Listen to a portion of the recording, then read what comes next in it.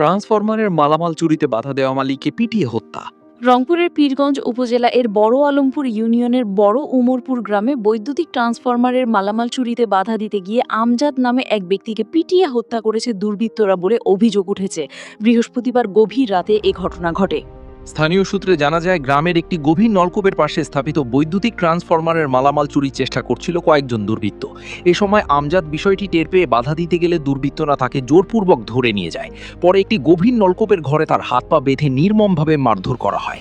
রাতের কোনো এক সময় স্থানীয়রা ওই নলকূপের ঘরের ভেতর থেকে আমজাদকে গুরুতর আহত অবস্থায় পড়ে থাকতে দেখে উদ্ধার করেন। পরে তাকে হাসপাতালে নেওয়ার পথে তার মৃত্যু হয় বলে জানিয়েছেন স্বজনরা। ঘটনার খবর ছড়িয়ে পড়লে এলাকায় চাঞ্চল্যের সৃষ্টি হয়। সকালে উৎসুক জনতা ঘটনাস্থলে ভিড় করেন। স্থানীয়দের অভিযোগ, এলাকায় দীর্ঘদিন ধরে ট্রান্সফরমারের তেল ও বৈদ্যুতিক মালামাল চুরির ঘটনা ঘটলেও কার্যকর ব্যবস্থা না নেওয়ায় এসব অপরাধ বেড়েই চলেছে। খবর পেয়ে পুলিশ ঘটনাস্থল পরিদর্শন করেছে এবং হত্যাকাণ্ডে জড়িতদের শনাক্ত ও গ্রেফতারে অভিযান শুরু করেছে বলে জানা গেছে। এ ঘটনায় এলাকায় শোকের ছায়া নেমে এসেছে। নিহত আমজাদের পরিবারের সদস্যরা দ্রুত হত্যাকারীদের গ্রেফতার ও দৃষ্টান্তমূলক শাস্তির দাবি জানিয়েছে।